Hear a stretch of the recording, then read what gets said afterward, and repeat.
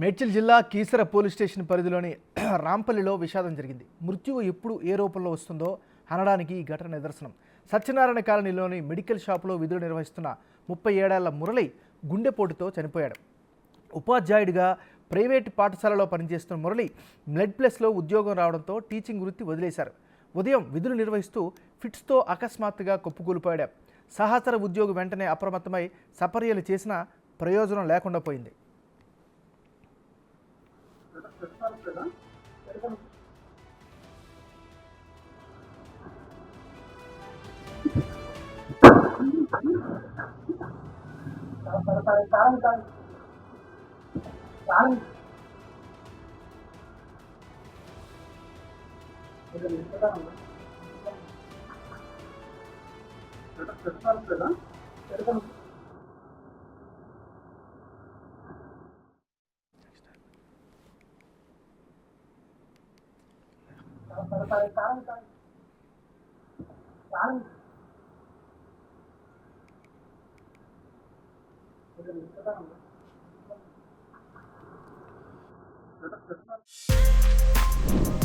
For more videos like this, subscribe Big TV channel.